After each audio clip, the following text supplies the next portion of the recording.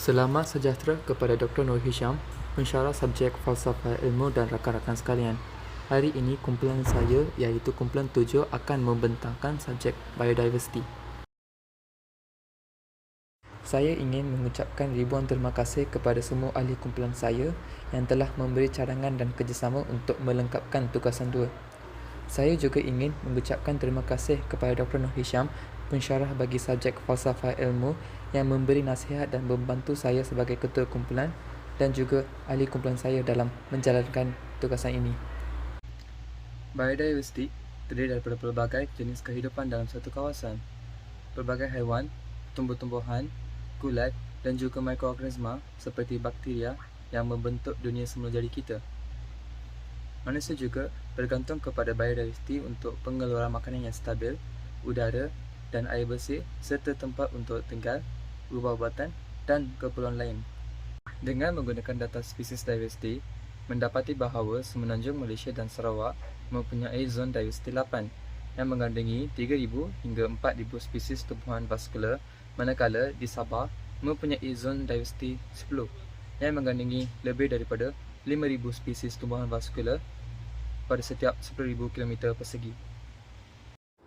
Hai semua, saya Dashalini Ana Perempuan Murugan, nombor matrik saya J1A0794. Saya daripada wakil kumpulan saya ingin menerangkan tentang objektif kajian kami.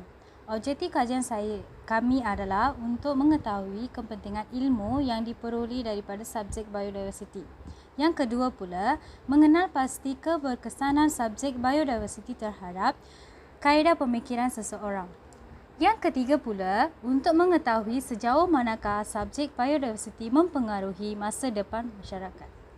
Yang keempat pula, mendapatkan pandangan daripada ataupun pengalaman daripada pelajar. Itu sahaja daripada saya. Terima kasih. Salam sejahtera saya ucapkan. Nama saya Jendi Veldi Kim An, bernomor metrikan J21A0823. Kali ini saya akan membentangkan kaedah perolehan data. Di dalam perolehan data ini kami menggunakan kaedah Google Form dan terdapat 7 soalan berkaitan subjek yang ringkas. Responden hanya perlu menjawab ya, tidak, dan tidak pasti sahaja. Seterusnya, di dalam demografi responden terdapat jantina, umur, etnik, dan universiti bagi setiap responden tersebut. Bagi jantina sebanyak 66.7% untuk lelaki dan 33.3% untuk perempuan. Untuk umur pula, majoriti responden daripada anggaran umur 21 hingga 23 tahun. Dan bagi etnik pula, daripada etnik China, India, Melayu, Bumiputra Sawa, dan Bumiputra Sarawak. Dan juga lokasi bagi setiap responden terdiri daripada Universiti Malaysia Kelantan sendiri, Universiti Sains Malaysia, Politeknik, Universiti Kebangsaan Malaysia, dan Universiti Utara Malaysia. Okey, seterusnya di dalam sesi soal jawab, bagi soalan pertama iaitu adakah program ijazah biodiversity memenuhi jangkaan dan harapan masa depan pelajar? Sebanyak 81.8% responden mengatakannya bahawa program ijazah biodiversity memenuhi jangkaan dan harapan masa depan pelajar. Soalan seterusnya, adakah subjek biodiversity memudahkan tugasan di sektor perubatan? Sebanyak 95.5% responden bersetuju yang biodiversity ini berguna dalam perubatan kerana pengambilan akar, daun, kulit kayu dan batang kerap digunakan dalam ubat-ubatan tradisional. Soalan seterusnya iaitu, adakah biodiversity memudahkan tugasan di sektor makanan? 86.4% responden bersetuju bahawa biodiversity ini berkait rapat dengan makanan kerana biodiversity liar menyediakan pelbagai sumber makanan seperti buah-buahan, kekacang dan cendawan dan lain-lain lagi. Seterusnya, adakah biodiversity memudahkan tugasan di sektor pertanian? Sebanyak 90.9% responden bersetuju bahawa Biodiversity ini memudahkan tugasan dalam sektor pertanian kerana perkara tersebut berkait rapat dengan benda hidup di dalam alam flora. Dan soalan seterusnya adalah, adakah biodiversity memudahkan tugasan di sektor perindustrian? Sebanyak 81.8% responden mengatakan bahawa biodiversity ini memudahkan tugasan dalam sektor perindustrian. Sebagai contoh, biodiversity marin yang terletak di Sabah, iaitu rumpai laut dan ikan, akan diternak sebagai salah satu industri yang besar dan menyumbang kepada ekonomi negara. Sekian sahaja daripada saya serahkan kepada pembentang seterusnya. Salam sejahtera semua, nama saya Sri Vardhan nombor matrik J20B0745. Saya ingin membentangkan dapatan kajian kumpulan kami. Melalui Google Form, kami memperoleh 22 responden iaitu kesemuanya pelajar prasiswaza. Dalam kalangan mereka, majoriti memahami kepentingan subjek biodiversity dengan menyatakan ya kepada memenuhi jangkaan dan harapan masa depan pelajar iaitu 81.8%. Soalan pertama menunjukkan kefahaman biodiversity dalam memudahkan sektor perubatan dengan sumber perubatan yang lain-lain. Zaman kini, walaupun perubatan moden telah membawa kacukan kimia dan sintetik, namun perubatan organik yang diperbuat daripada bakteria dan kulat sebagai penicillium terbukti lebih efektif dan kekurangan kesan sampingan. Prostetik juga dapat diperbuat melalui terumbu karang. Sektor makanan juga dapat memenuhi permintaan pengguna. Pelbagai alternatif makanan telah dicipta pada masa ini untuk menangani masalah kebuluran di negara-negara yang tidak berkemampuan. Sektor pertanian dapat meluas dan meningkatkan hasil pertanian yang boleh menangani masalah sektor pekerjaan petani dan juga meningkatkan ekonomi sebuah negara. Sektor perindustrian dapat dijalankan lebih lancar dan mesra alam. Bahan mentah industri biasanya akan dirawat sebelum dilupuskan, tetapi sisa bakinya akan mencemar alam sekitar. Dengan kefahaman biodiversity, bahan mentah digunakan akan bertukar kepada sumber biomass yang boleh mengurangkan pencemaran. Secara keseluruhan, kepentingan subjek biodiversity dapat dilihat melalui jawapan yang diterima oleh kami di Google Form dalam kalangan pelajar prasiswaza. Namun demikian, bukan semua yang dapat meneliti kepentingan tersebut. Masih ada segelintir mereka minoriti yang tidak memahaminya. Oleh sebab itu, kesedaran tentang kepentingan subjek itu perlu diperluaskan bukan sahaja di kalangan pelajar tetapi seluruh masyarakat juga. Di sini satu persoalan akan timbul di mana bagaimanakah biodiversity boleh dijadikan sebagai kursus penting. Pertamanya ialah pendedahan tentang subjek ini di kalangan masyarakat agar mereka mendapat tahu kepentingan biodiversity di kehidupan kita. Dua, kursus biodiversity perlu diajar lebih kepada penyelidikan dan menambah individu yang mahir dalam sektor-sektor tertentu. Ketiga, ialah pendedahan kepada kepentingan subjek ini awal zaman persekolahan. Pemahaman tentang biodiversity ialah satu subjek yang terjadi dalam gabungan biologi dan persekitaran. Memberi pengalaman secara tidak langsung dan menerokai benda-benda hidup dan menambah ilmu saintifik seseorang secara khususnya. Assalamualaikum warahmatullahi wabarakatuh. Nama saya Herman bin Rahim. Sekarang saya akan berkongsi berkaitan pandangan khusus yang dikaji melalui aspek falsafah. Jika dilihat dari segi logik akal, setiap orang yang mempunyai ilmu biodiversity ini berkebolehan untuk menemui spesies-spesies hidupan yang baru yang belum ditemui di muka bumi ini. Dan mereka juga berkebolehan untuk merungkai misteri-misteri yang belum terungkai. Sebagai contoh, pencairan ais di kutub utara yang disebabkan oleh pemanasan global kini dirisaukan oleh para saintis kerana hal tersebut akan menyebabkan penyebaran virus, sejenis virus yang bernama virus zombie yang boleh menjejaskan kehidupan di masa yang akan datang. Seterusnya kita lihat hal ini dari segi aspek falsafah. Jika dilihat dari sudut aspek falsafah, hal ini kita boleh kategorikan dalam bidang epistemologi, iaitu kaedah memperolehi ilmu melalui akal ilham. Sebagai contoh, mempunyai ilmu biodiversity. Seterusnya, sudah tentu melalui panca indera, di mana saintis sendiri yang turun ke lapangan untuk menjalankan penelitian. Itu sahaja daripada saya. Terima kasih.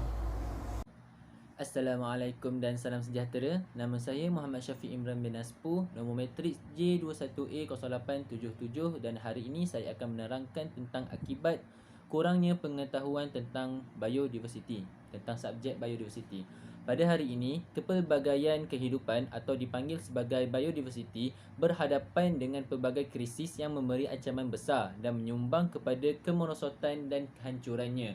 Antara punca atau akibat kehancuran ini berlaku ialah pencerobohan spesies. Pengenalan spesies asing secara tiba-tiba dapat mengganggu aliran ekosistem yang biasa. Sebagai contoh, peristiwa spesies obo-obo di lautan Atlantik. Di situ berlakunya persaingan antara spesies asal dan spesies baru yang menyebabkan ekonomi di kawasan tersebut merosot. Yang kedua, seperti yang kita sedia maklum, pencemaran. Bahan-bahan seperti baja dan racun akan meresap ke dalam akuifer yang akhirnya akan meracuni ikan-ikan, dan pencemaran atmosfera seperti asap akan menyumbang kepada perubahan iklim mendadak. Yang terakhir, penuaian yang berterusan. Penuaian yang berterusan ini dapat menyebabkan berlakunya kepupusan dan dikhawatiri spesies yang ada pada masa kini akan pupus pada masa akan datang. So pemeliharaan dan pengurusan biodiversiti secara mampan agak penting bagi kehidupan yang sejahtera. Seterusnya, saya akan menerangkan kritikan subjek. Walaupun subjek ini begitu penting bagi kelestarian semula jadi, namun ia juga tidak terlepas dari kritikan tentang kelemahan subjek tersebut. Antaranya ialah ketertarikan masyarakat terhadap subjek. Akibat kurangnya rasa tertarik dengan subjek tersebut, sebahagian masyarakat lebih cenderung untuk tidak mengambil cakna dan tidak mempraktikkan subjek tersebut dalam kehidupan seharian mereka. Yang kedua, kurangnya pendedahan. Kebanyakan tenaga pengajar atau guru tidak dapat menerangkan dengan baik tentang subjek ini kerana subjek ini diperincikan di peringkat degree dan ke atas. Tidak dinafikan juga ada segelintir pelajar yang tidak fokus waktu proses pembelajaran dijalankan. Dan akhir sekali, para pelajar menganggap sebagai subjek biodiversiti ini sebagai satu bebanan. Hal ini kerana subjek biodiversiti ini dia mempunyai fakta yang terlalu banyak dan menyebabkan pelajar tidak berminat untuk belajar kerana terbeban dengannya. Dan para pelajar juga mempunyai subjek lain yang mereka harus pelajari dan subjek lain yang mereka lebih minati berbanding dengan subjek biodiversiti ini. Sekian daripada saya. Terima kasih. Salam sejahtera. Nama saya Wilson Anak Inggung, nombor matrik J21A1078. Saya akan membentangkan bahagian yang seterusnya, iaitu langkah kerajaan bagi menambah baikkan nilai subjek biodiversiti. Langkah yang pertama ialah memperkasakan pembelajaran subjek, iaitu dengan memperkenalkan subjek di peringkat sekolah rendah maupun di sekolah menengah. Seperti yang kita tahu, subjek biodiversiti ini hanya dipelajari di universiti. Oleh itu, pembelajaran di peringkat rendah dan menengah akan meningkatkan lagi minat pelajar bagi menerokai lagi subjek biodiversiti di peringkat yang seterusnya. Langkah yang kedua ialah meningkatkan corak pembelajaran.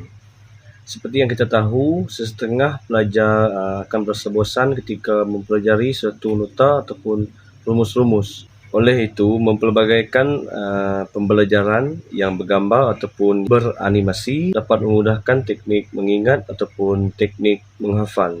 Saya akan membentangkan tentang kepentingan biodiversiti. Kepentingan biodiversiti ada dua, kepentingan kepada alam dan kepentingan kepada manusia. Dalam kepentingan kepada alam ada tiga, iaitu mengekalkan getaran hidrologi, menghalang akisan tanah dan menghasilkan oksigen untuk pernafasan dan respirasi. Kita boleh mengekalkan getaran hidrologi dengan sistem penyerapan. Air dari tanah akan dibebaskan melalui proses transpirasi.